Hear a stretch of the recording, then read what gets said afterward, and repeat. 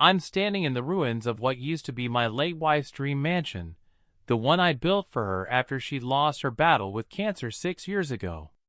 Yesterday, while I was in D.C. on state business, bulldozers spent 6 brutal hours turning $4.2 million into dust. The air still smells of diesel and crushed drywall. Twisted rebar sticks up like broken bones.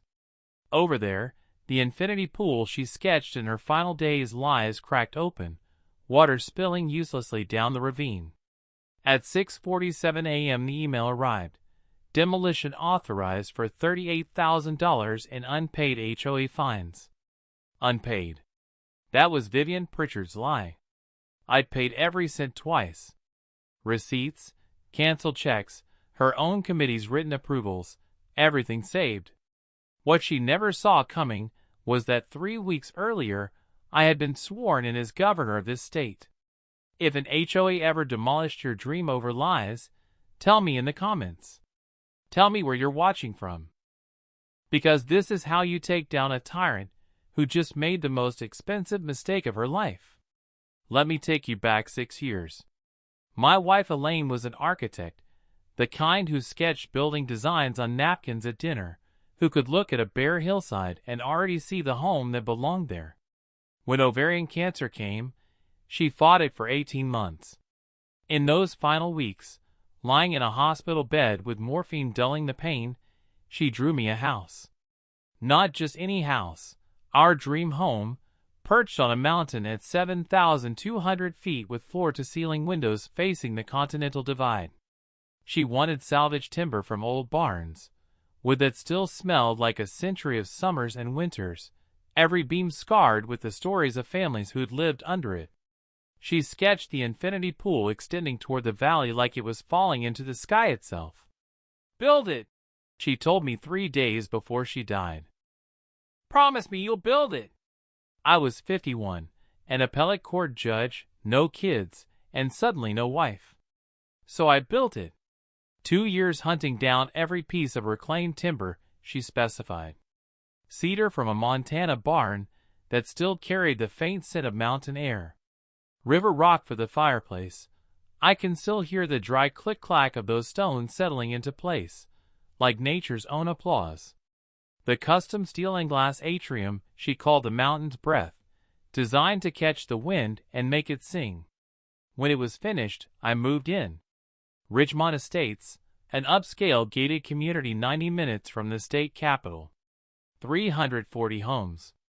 Peaceful. Private. That lasted about 8 months. Then I met Vivian Pritchard. 61 years old, blonde hair lacquered into a helmet that could survive a Category 5 hurricane. Always wore turquoise jewelry like she was single-handedly keeping a Southwest gift shop in business. Drove a white Cadillac Escalade with vanity plates that read, HOA Press, because apparently subtle wasn't her thing. HOA president for 9 consecutive years. Nobody ran against her. Wonder why. She owned a real estate brokerage in town. Her husband Garrett, a retired state trooper who still carried his badge like he was expecting to arrest someone at the community pool, ran security consulting for the HOA. The trouble started when I repainted my exterior trim smoky quartz, the soft gray Elaine had specified. The architectural committee approved it in writing. 3 weeks later Vivian appeared at my door like a turquoise-draped angel of bureaucratic death. "That color is not approved." I showed her the committee's email, the paint code, their signatures. She glanced at it like I'd handed her a parking ticket from 1987. "The committee was mistaken. I'm overriding them." I paid the $500 fine and repainted. I was still a sitting judge. Had to be careful about public conflicts. But Vivian was just warming up. Over the next 10 months the fines came like clockwork. Driveway lights excessive. Native wildflowers I'd planted to prevent erosion. Unapproved landscaping. She wanted turf grass at 7,200 feet, where grass needs more water than a rice paddy. My housekeeper Lucia's 15-year-old Toyota, called a commercial vehicle. That last one was when I saw the real pattern. Lucia was from Guatemala, 40-some, mother of 3, U.S. citizen born in El Paso. Vivian stopped her at the gate 3 times, demanded ID, asked about documentation. The 3rd time she sent me a formal letter. Domestic staff must park in designated service areas. There were no service areas. I responded in writing, "This is discriminatory." Her reply, "I don't see color. I see violations." By month 10, I'd paid $34,000 in fines. Every single one documented. Receipts saved. Canceled checks filed. Emails proving the architectural committee had approved everything she later called violations. Then I won the governor's race. 3 weeks after inauguration, I flew to D.C. for a mandatory conference. Day 3, my phone buzzed at 6:47 in the morning. One email. Subject: Final notice. Lien foreclosure and demolition authorization. I had 4 hours before they started tearing down a lane stream. I was 1,800 miles away. I called my lawyer from a hotel bathroom at 7 o'clock, trying not to wake my chief of staff in the next room. Emergency injunction now. He was gentle. "Tobias, courts don't open for 2 hours. You're in D.C. Even if I wake a judge, you just became governor. Every judge in this state either worked with you or wants something from you. This will look like abuse of office." He was right. Damn it. My neighbor Dale called 60 seconds later. Retired dentist. Hands steadier than mine right then. "There are bulldozers at your gate." Through the phone I heard it. Diesel engines, backup beeping, the crunch of metal treads on the gravel lane, and I had spread by hand. "Film everything. Especially Vivian." "Already am." The video arrived 3 minutes later. The excavator's claw punching through a lane's atrium. Glass exploding in showers of light. Timber beams, each one tagged with her handwriting, snapping. And Vivian in her white pantsuit, arms crossed, sunglasses on. When part of the pool broke off and tumbled into the ravine, she smiled. Dale caught that smile. I forwarded it to my lawyer. Evidence saved. Then I made 2 calls. First, Mariana Soto, civil rights attorney, 38, had just won $12 million against a sheriff's department for racial profiling. If anyone understood what Vivian did to Lucia, it was her. "I saw the news. I'm so sorry." "Don't be sorry. Be angry. Tomorrow morning, 6 a.m. I'll be there." Second call, Kurt Bellamy, 67, land use attorney, argued 4 cases before the state Supreme Court. If anyone knew HOA law inside out, it was Kurt. "Tobias, I watched it happen on the news.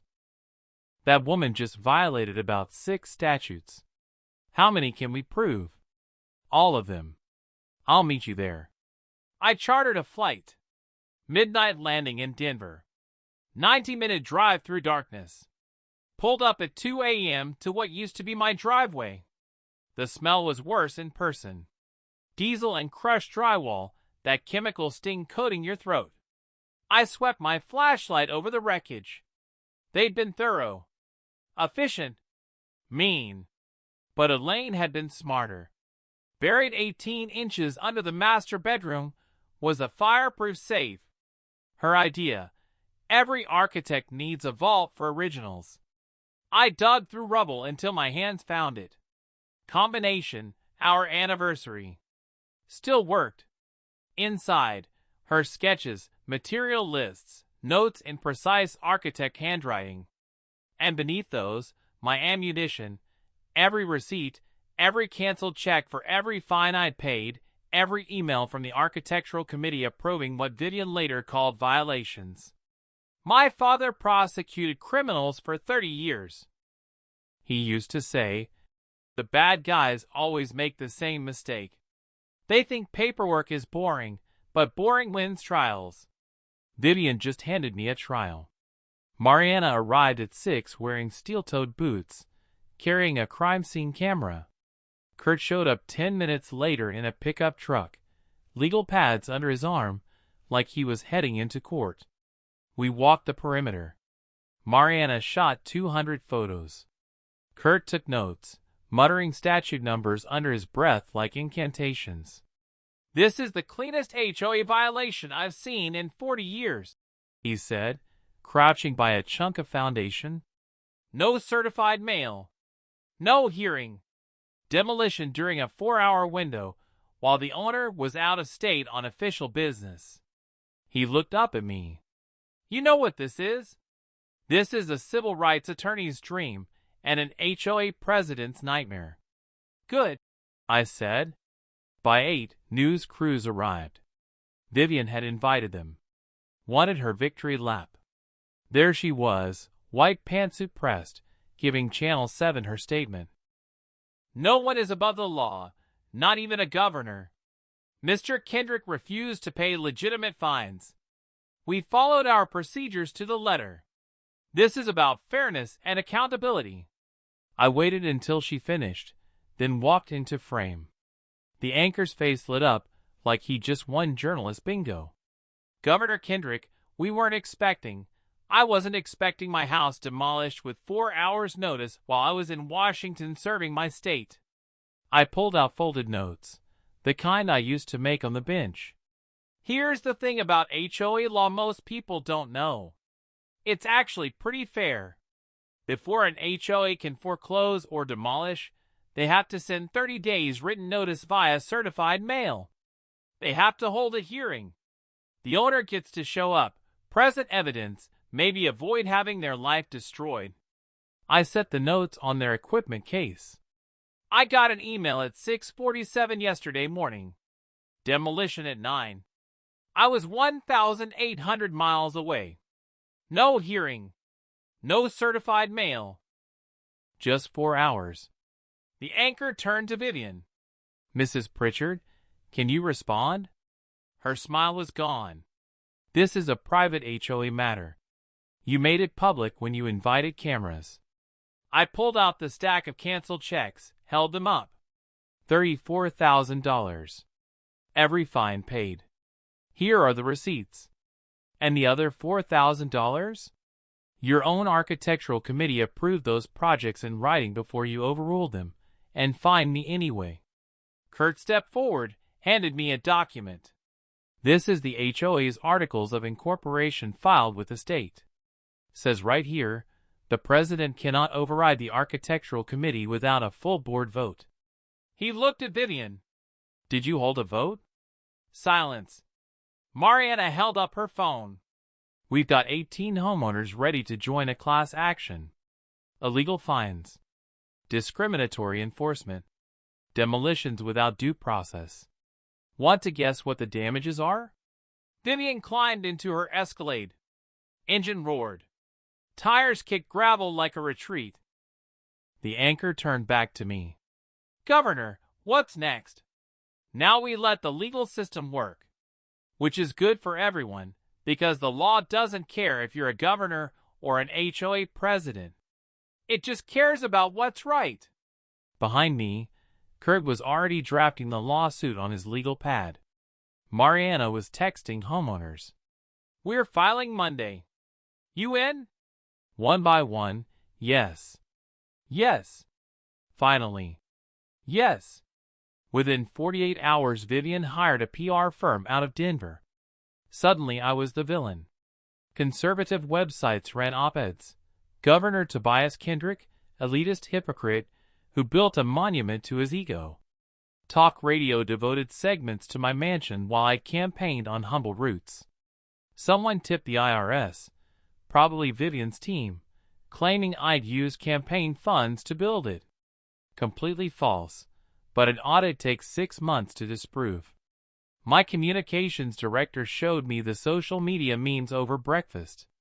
Me in a judge's robe standing in rubble. Rich governor cries about mansion. What about regular people? Posted 300 times by obvious bots. Want me to respond? She asked. No. Let them think they're winning. Vivian went on a podcast.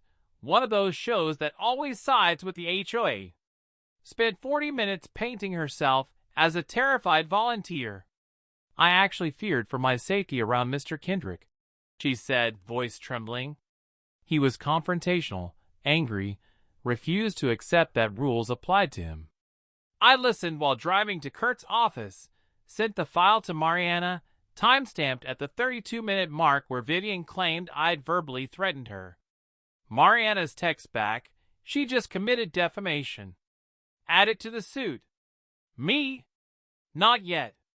Let her keep talking. The next attack came from Garrett.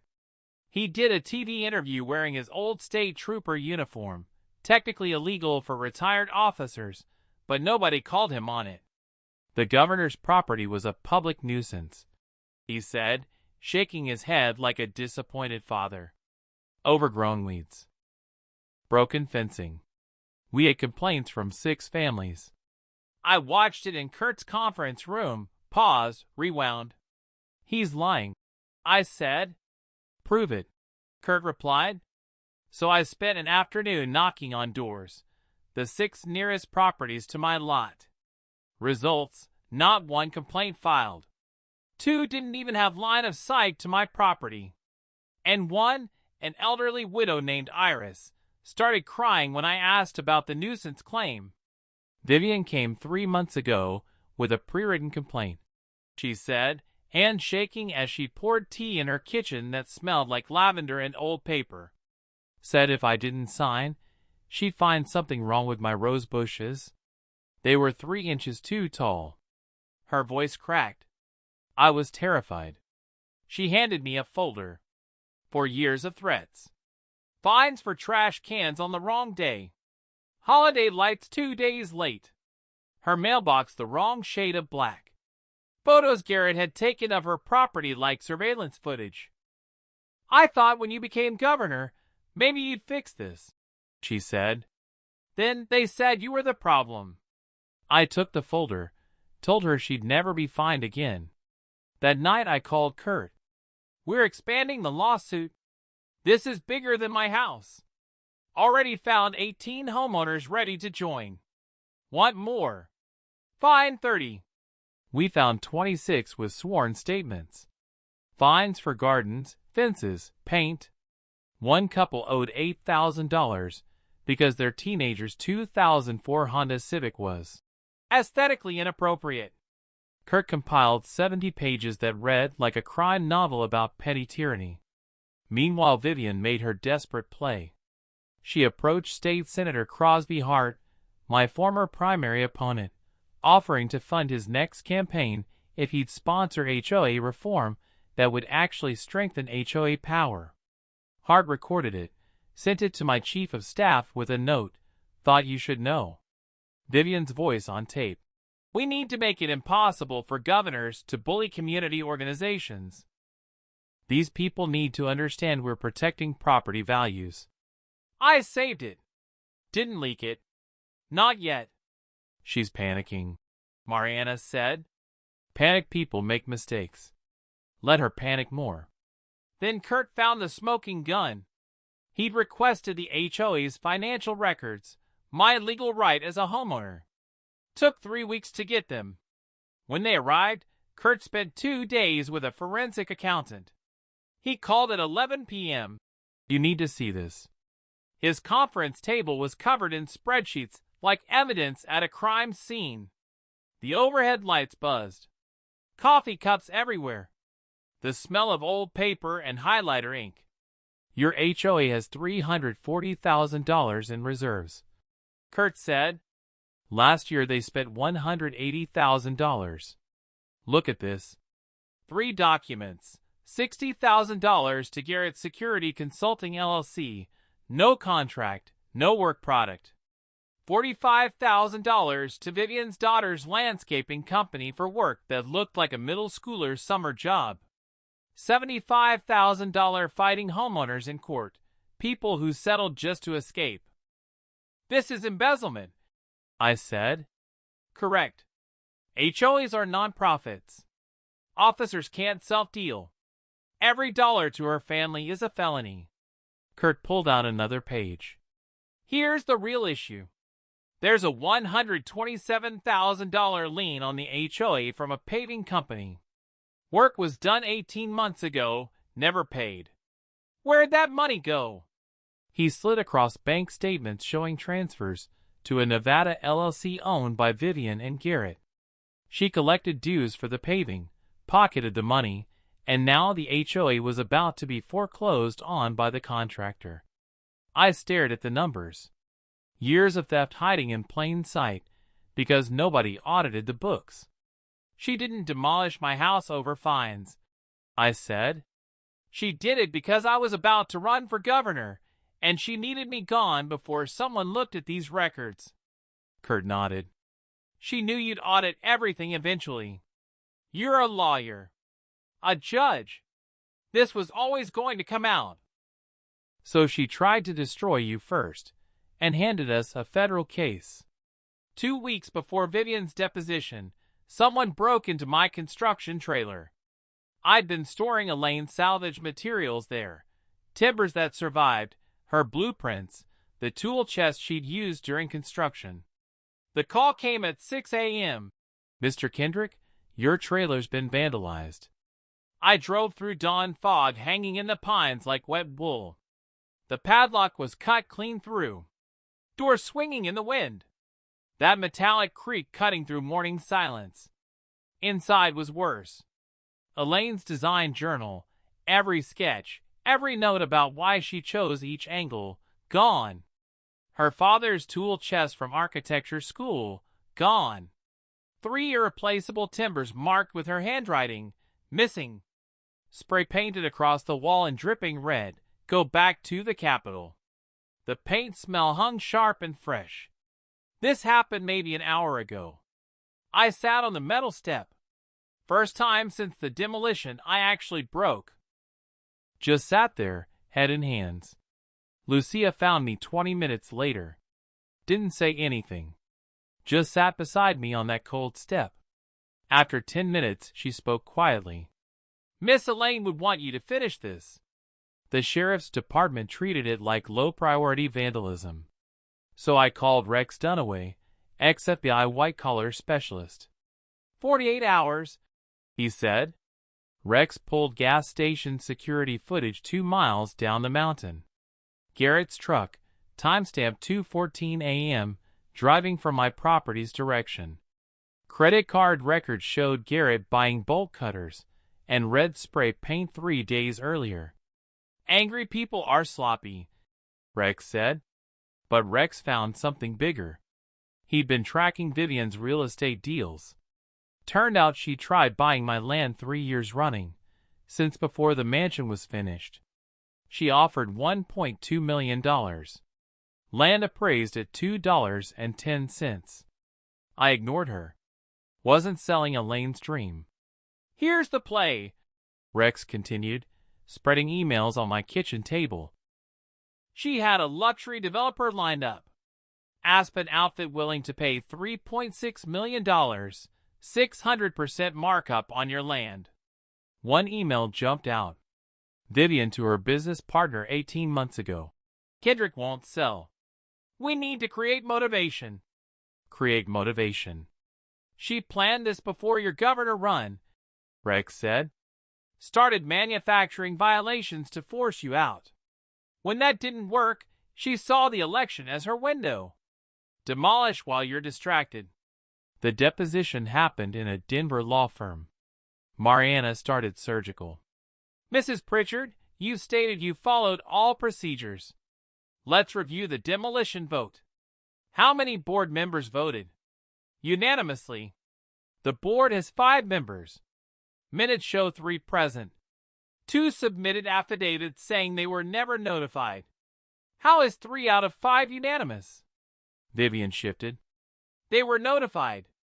They forgot. So 2 board members are lying under oath. Her attorney. Don't answer. Mariana slid the email across. The one where Vivian wrote. Kendrick is running for governor. We need him out. Find a reason. Can you explain this? Color drained from Vivian's face. That was out of context. What context makes find a reason to remove a homeowner acceptable? Silence. In this email you wrote, Mr. Kendrick would bring protesters, media trash if elected. That you needed him gone. Correct? He was ruining the community. Vivian's voice rose. His staff, his visitors, people like him think they can move in and change everything. He didn't respect our traditions. You wouldn't understand. You people never do.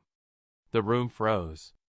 Mariana, Latina, composed, set down her pen slowly. Excuse me. You people. Long silence. Vivian's attorney stood. We're taking a break. While Vivian spiraled, I was meeting with Hector Ruiz, structural engineer, old law school friend. He'd been analyzing the demolition.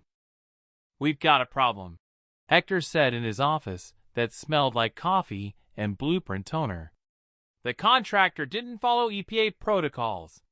He showed me lab results. Asbestos confirmed in 12 of the salvaged barn timbers. No EPA notification filed. No air monitoring. No containment. They just ripped it apart and let it fly. How bad? Neighbors within 200 yards were exposed, including 2 families with young children. He pulled up photos. The contractor is Vivian's brother-in-law. She signed the work order. So she knew. She had to. This isn't negligence. This is criminal environmental violation. Hector walked me through it. Asbestos abatement requires licensed contractors, air monitoring, sealed containment. None happened. EPA can fine $25,000 per day, plus liability for health impacts. Can we file? Already drafted the complaint. You don't even need a lawyer for this part. EPA investigates 70% of credible asbestos complaints within 90 days. He handed me a folder. Photos, lab results, timeline, everything they need. While evidence mounted, the community rallied. Dale organized a fundraiser at the community church, Rebuild Elaine's Dream. 140 people showed up, not just from Ridgemont Estates, from across the county. People who'd heard the story, who'd dealt with their own HOA nightmares, who wanted to help. They raised $68,000 in one night. I stood at the front of that church hall surrounded by strangers who'd become allies and felt something I hadn't felt since Elaine died. Like I wasn't alone. This goes to a scholarship fund, I said, in Elaine's name for students studying architecture. But Vivian made one last desperate play. She tried foreclosing on Iris, the elderly widow who'd signed the fake complaint, over $12,000 in unpaid fines. Iris's daughter called Mariana in tears. Mariana filed an emergency injunction. Judge halted it in 24 hours, but local news ran the story. HOA president targets 79-year-old widow. That night my phone buzzed. Text from Rex. Garrett just hired a criminal attorney. Me? Good. Let him sweat. Kurt's paralegal found it on a Tuesday afternoon while doing routine property records research. A mechanic's lien filed 18 months ago against Ridgemont Estates HOA by Mountain Peak Paving Company. Amount, $127,000. Kurt called me immediately. We've got something. I drove to his office. He had the lien document spread across his desk, yellow highlights everywhere.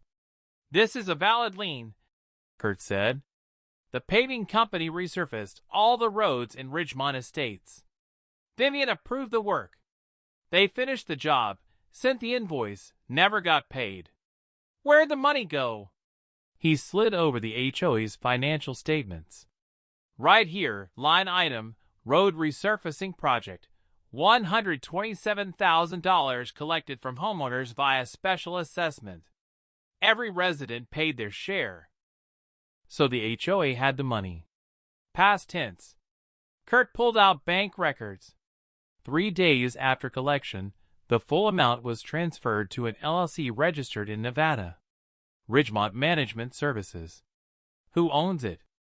Vivian and Garrett Pritchard. I stared at the documents. The pattern was so clear it was almost stupid. Collect money for legitimate work. Transfer it to a shell company. Leave the contractor unpaid. Pocket the difference. How long until the paving company can foreclose? Kurt checked his notes. Lien's been active 18 months. State law says after 2 years they can foreclose on the HOA's common property, clubhouse, pool, entrance gates, everything the HOA owns collectively. So in 6 months Ridgemont Estates loses its amenities. Unless someone pays that $127,000 plus interest, we're looking at closer to $145 now. I sat back. This wasn't just about my house anymore. This was about Vivian systematically robbing her own community, then covering it up by attacking anyone who might notice. Give me a meeting with the paving company owner, I said. Rick Delgado ran Mountain Peak Paving out of a shop that smelled like asphalt and motor oil. 50-some. Callous hands. The kind of guy who'd built his business from nothing and took pride in doing honest work. Governor, he said, shaking my hand. Didn't expect to see you here. Call me Tobias. And I need to ask you about the Ridgemont Estates job. His face hardened. Been trying to collect for a year and a half. That woman promised payment in 30 days, then stopped returning calls. I've got a crew to pay. Equipment. Loans. Overhead. That $127,000 could have kept me afloat during the slow season. What if I told you I could get you paid in full within 60 days? He studied me. What's the catch? No catch. I need you to attend an HOA town hall meeting in 3 weeks. Bring your invoice, your lien documentation, and be ready to tell your story to 340 homeowners. That's it. You did the work. You deserve to be paid. And the people in that community deserve to know their HOA president stole the money they gave her. Rick extended his hand. I'm in. Back at Kurt's office, we laid out what we had. Embezzlement. $180,000 in self-dealing payments to family members over 2 years. Theft. $127,000 collected for road work, never paid to the contractor. Civil rights violations. Discriminatory enforcement against Lucia and potentially dozens of other residents. Illegal demolition. No notice, no hearing, violations of state statute. Environmental crimes. Asbestos exposure during demolition. Witness intimidation. The vandalism of my trailer. Garrett's involvement provable through receipts and security footage. This isn't an HOA dispute anymore, Mariana said, reviewing the compiled evidence. This is organized fraud. How long until we can take this to the FBI? I asked. We could go tomorrow, she said. But I think we should do this differently. How? She smiled. In public. In front of the entire community. Let everyone see exactly who Vivian Pritchard is before the federal government takes her away. Kurt nodded. The quarterly town hall meeting is in 3 weeks. Vivian has to preside. It's in the bylaws. And as a homeowner, even with your house demolished, you still own the land. You have the right to attend and bring witnesses. We present everything.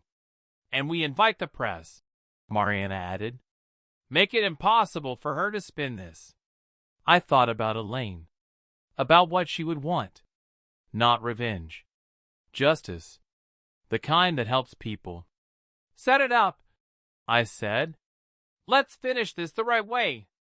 Kurt rented a storage unit to organize evidence. Bankers' boxes, binders, timelines on poster boards, like a prosecutor's war room. Trial lawyers call this the story spine, Kurt said, taping a flowchart to the wall. Every jury needs a clean narrative. Villain does wrong. Hero uncovers truth. Justice happens. We're at step 2. We rehearse scenarios. What if Vivian walks out? What if her attorney intervenes? What if homeowners side with her? She can't walk out, Kurt said. As president, she's required to preside. Her attorney can object, but this isn't court. It's a homeowner meeting. Mariana handled witness prep. She met with the 18 plaintiffs in groups, teaching them to compress stories into 60 seconds. Facts, not feelings, she coached. She fined me $8,000 for a shed the committee approved. Is stronger than. She's terrible. Iris practiced until sharp. She threatened foreclosure over rose bushes 3 inches too tall. I'm 79. I measured with a ruler. Rick Delgado rehearsed his part. I paid your roads. It was $127,000. Never got paid. She lied. Kurt explained the records law. Any homeowner can request HOA financials under state statute. They must comply within 10 days or face penalties. Most crooked boards bet nobody asks. I'd asked. Vivian fought it. A judge ordered compliance in 48 hours. When an HOA fights records requests, Kurt said, that's your red flag. Legitimate boards have nothing to hide. Hector compiled his engineering report. 40 pages documenting violations. Asbestos in 12 timbers. No EPA notification. No air monitoring. Families with kids exposed within 200 yards. This goes beyond lawsuits, Hector said. This is EPA Criminal Investigation Division territory. He walked me through filing. Anyone can submit EPA complaints online. No lawyer needed. Just photos, lab results timeline. EPA investigates 70% of credible asbestos reports within 90 days. I filed that afternoon, attached everything, hit submit.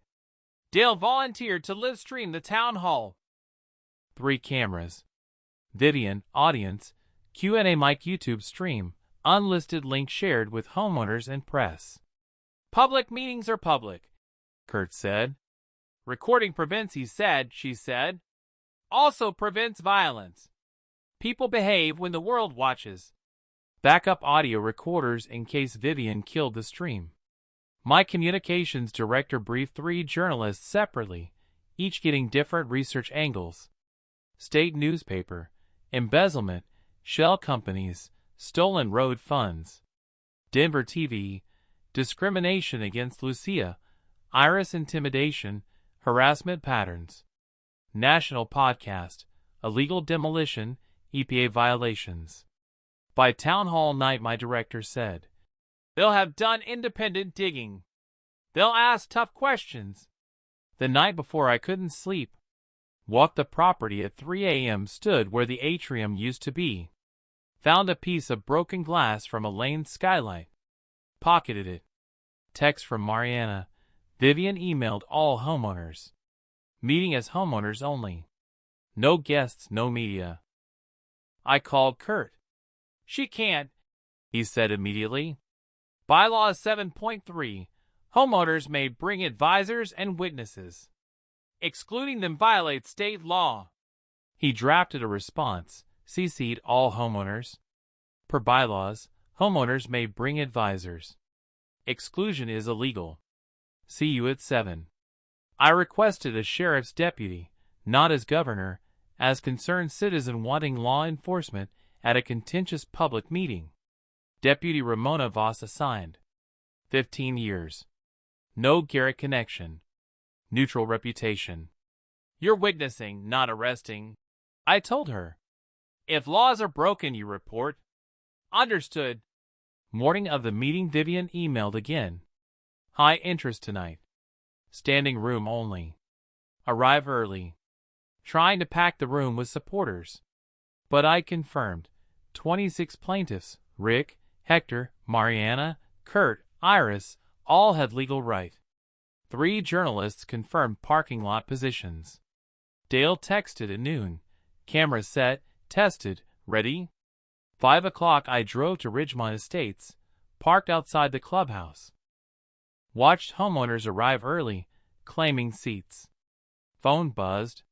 Kurt, her attorney filed to postpone. Judge denied 10 minutes ago. Mariana, all witnesses confirmed. Rick's bringing invoice. Chief of Staff, press gathering. This is big. Sun dropped behind mountains. Sky turning fire orange. I thought about Elaine, about her dream, about justice that helps people. 6:45 I got out and walked toward the clubhouse. Inside, 120 folding chairs filled the room, fire code capacity. Vivian's podium at front flanked by 2 board members. The other 2, never notified of the demolition vote, conspicuously absent. Dale's cameras already rolling. Live stream showing 340 viewers. Every homeowner plus press.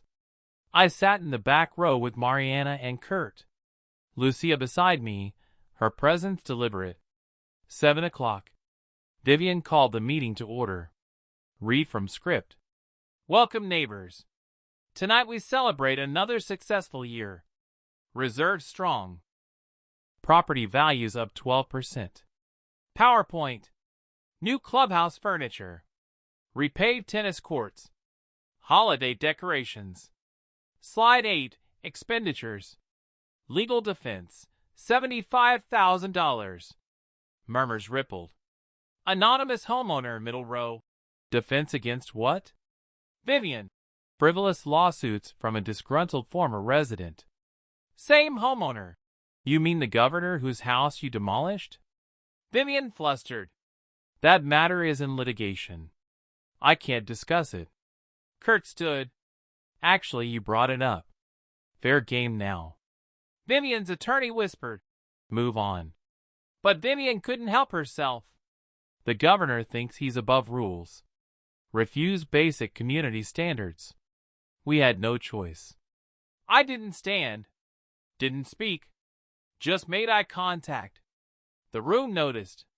Phone started recording. Board member Phyllis suddenly spoke. Vivian, I need to say something. This isn't the time. I was never told about the demolition vote. I was in Arizona visiting my daughter. You told me it was an emergency. It was. Then why does the governor's attorney have email showing you planned it 3 weeks in advance? The room exploded. Vivian banged the gavel. Order. We'll have order. But the room was chaos now. Homeowners shouting questions. Phyllis still standing, holding the printed email like evidence at trial. Her attorney stood. This meeting is adjourned. Kurt's voice cut through. You can't adjourn during homeowner challenge. State law requires addressing questions. Deputy Voss stepped forward from the back wall. Ma'am, I recommend continuing. Vivian sat down hard, voice shaking. Fine. Questions. One at a time. I stood, walked to the Q&A microphone. Dale's camera followed.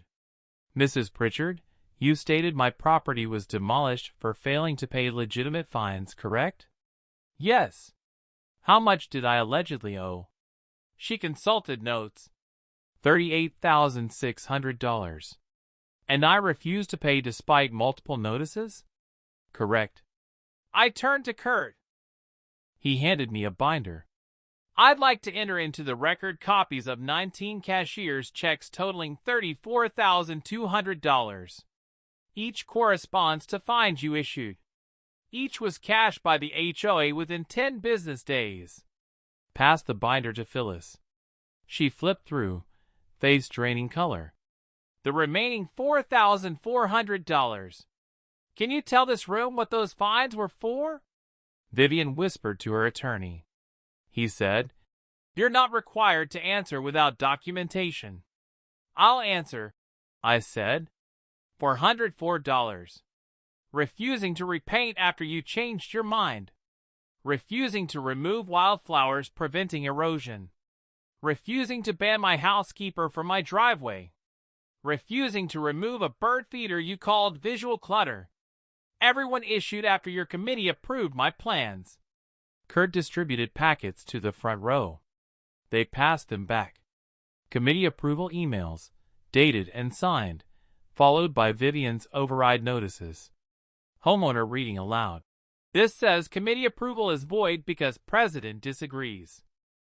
Can she do that? No, I said. Per bylaws, architectural committee decisions are final unless overridden by full board vote. That never happened. Vivian's voice rose. You're twisting facts. You were a problem from day one. You and your staff, your guests, you turned this community into a circus. My staff? You mean Lucia? I didn't say that. You wrote it. I nodded to Mariana. She projected an email on the screen via laptop. Quote, Kendrick's domestic staff is a security risk. We need documentation of her legal status. Lucia stood from her seat, voice shaking but clear. I'm a United States citizen born in El Paso, Texas. You asked for my papers 4 times. Never asked anyone else.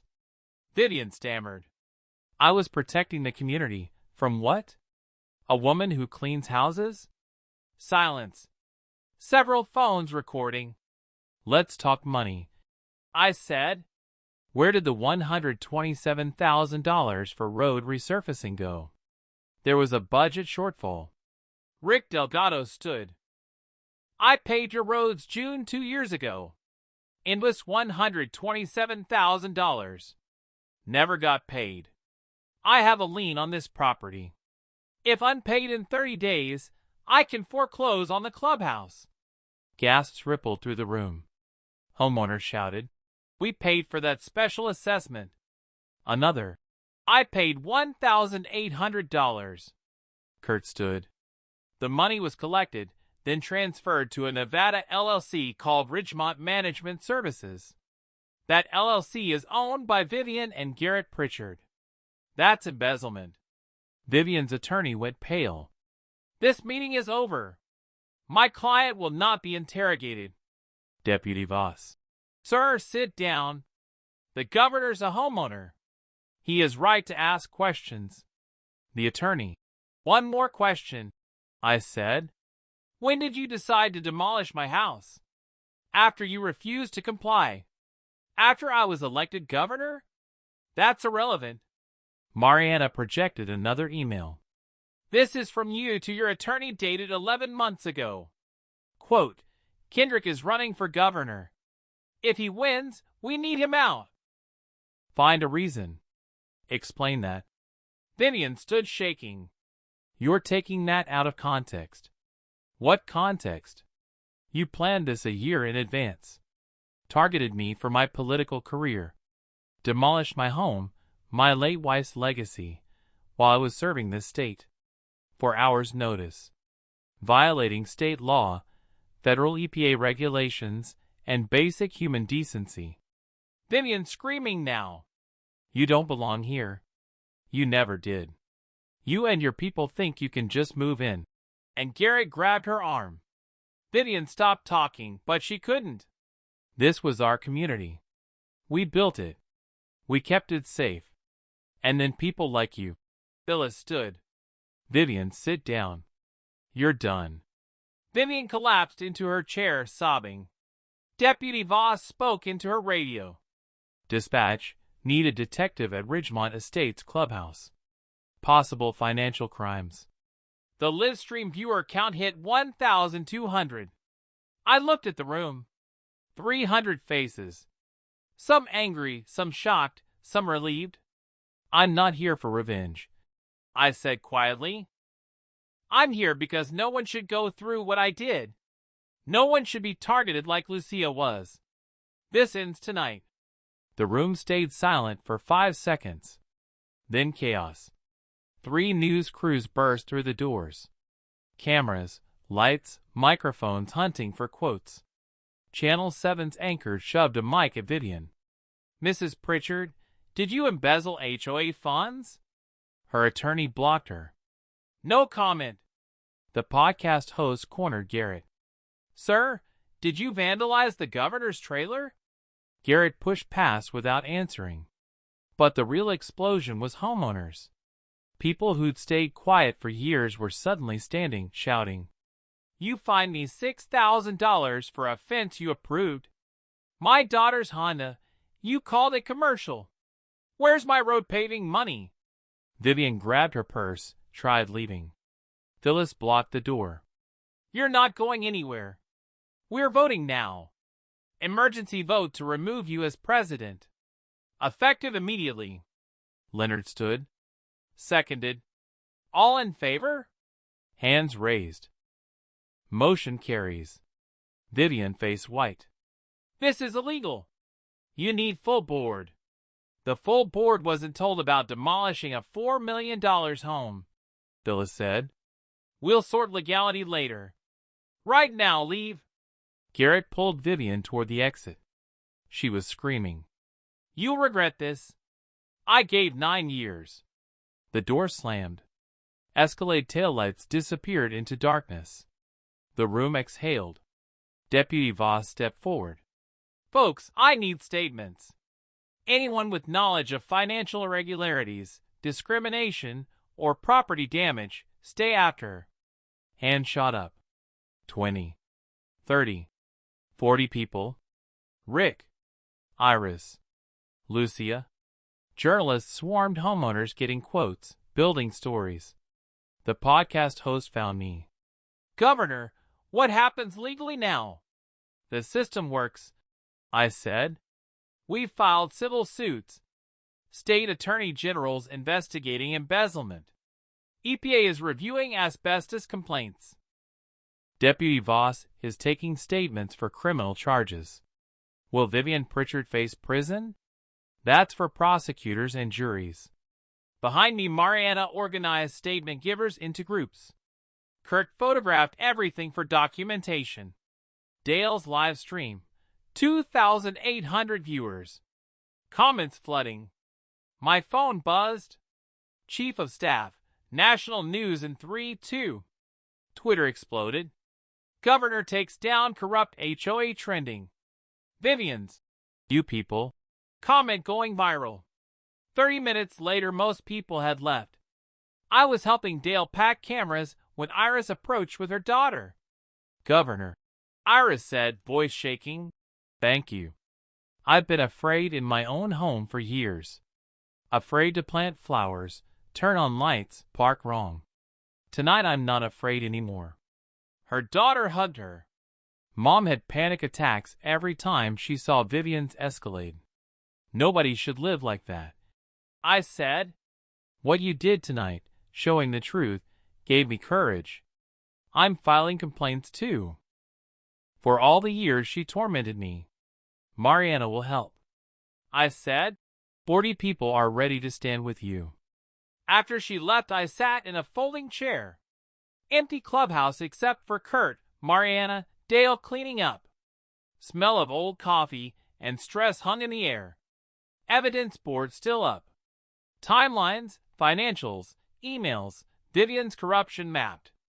We did it, Mariana said. Not yet. Tonight was exposure. Justice comes next. Attorney General called. Kurt said. Formal criminal investigation opening. FBI is involved, interstate shell companies. This goes federal. Dale showed his phone. Live stream archived. 8,300 views. People calling this the most satisfying HOA takedown ever. I scrolled comments. This is accountability. Finally, someone stood up. That you people. Moment, she buried herself. My HOA does this. Where do I start? That last one stopped me. Kurt, can we make a resource guide? How to request records, file complaints, organize against corrupt boards? Already started. Making it free in public. Outside, mountain night was cold and clear. Stars everywhere. I stood in the parking lot where homeowners had arrived hours ago, anxious, uncertain. They'd left different. Empowered. Phone buzzed. Unknown number. Governor, this is Carla Mendez. We met at the festival.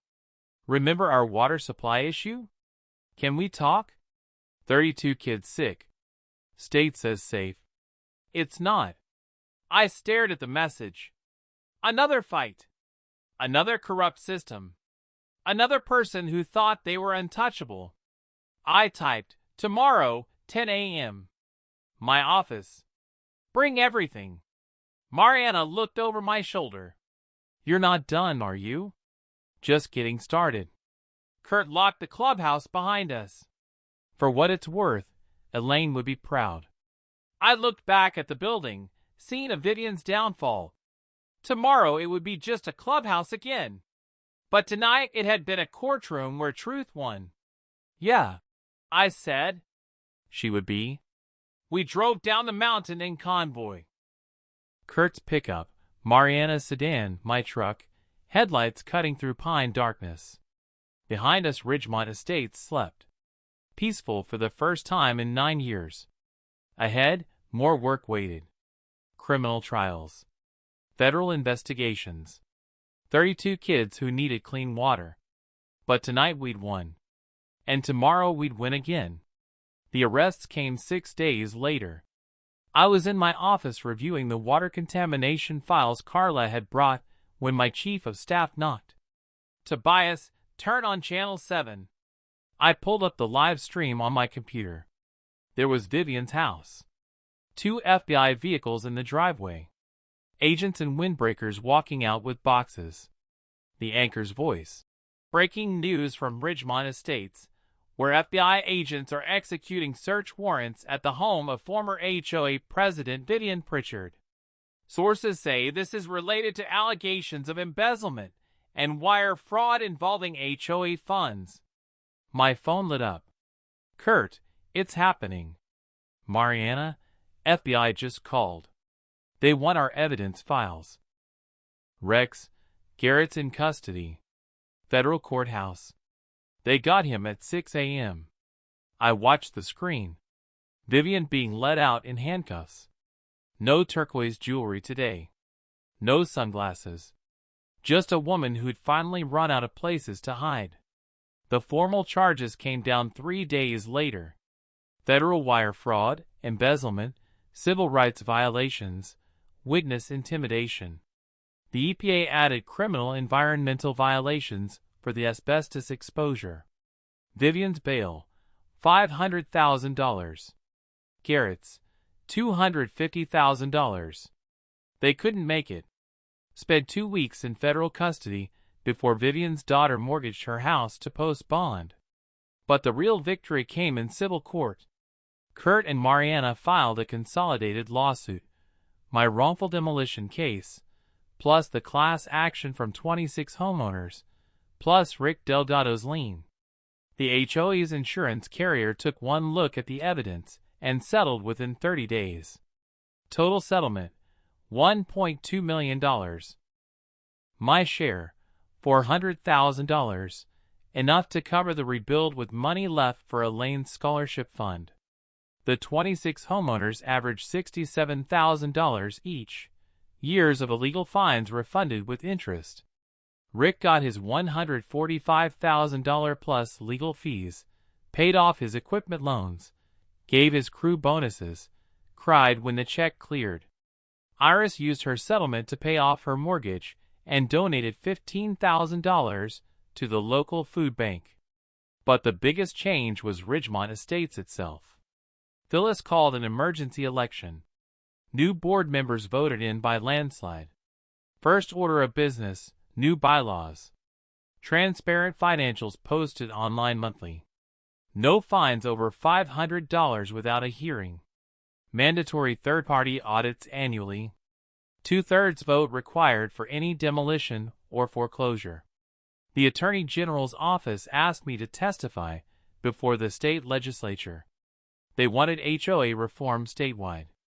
I sat in the Capitol building where I'd been sworn in as governor 4 months earlier. Now I was there as a witness, just a homeowner who'd been wronged. The current system allows HOA boards to operate with almost no oversight, I told the committee.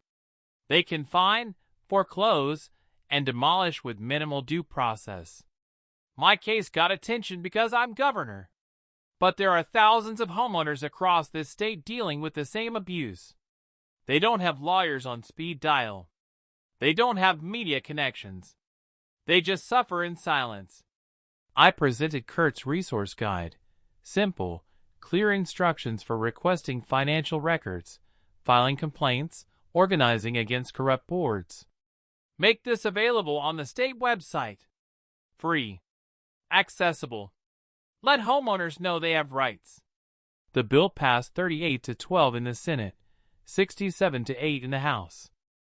The Homeowner Protection Act required 60 days written notice before any lien or foreclosure, mandatory mediation before legal action, capped HOA fines at $1,000 per violation, made self-dealing by HOA officers a felony, up to 5 years in prison. I signed it into law at a ceremony held at the Ridgemont Estates clubhouse. Iris stood beside me. So did Rick. So did Lucia. When I finished signing, I handed the pen to Iris. This is for everyone who was afraid to speak up. She held it like it was precious. My granddaughter's going to college to study law because of what she saw happen here. Because she saw that fighting back works. Within 6 months, 12 other states adopted similar legislation. Vivian's criminal trial was set for the following spring. Her attorney tried every delay tactic. All failed. In the meantime, I focused on rebuilding, not the mansion, something different. I hired a local architect, a young woman who reminded me of Elaine. Showed her the salvaged timbers, the sketches, the design journal that had survived the vandalism. I want something smaller, I said.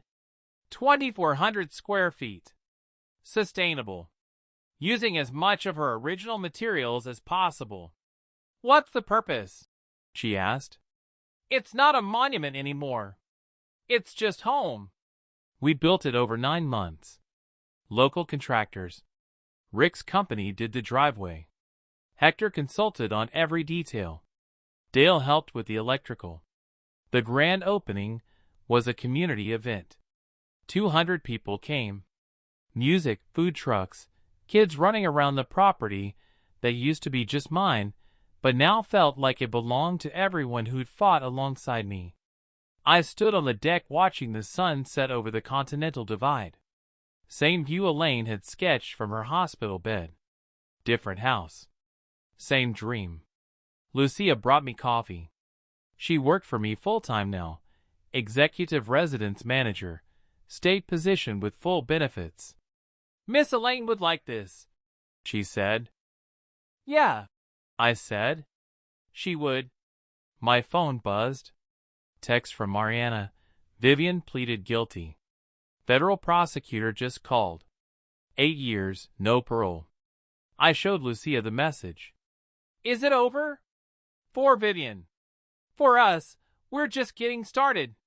Vivian Pritchard pleaded guilty to federal wire fraud, embezzlement, and civil rights violations 6 months after the town hall. Took a deal to avoid trial, 8 years federal prison. Garrett got 18 months for witness intimidation and destruction of property.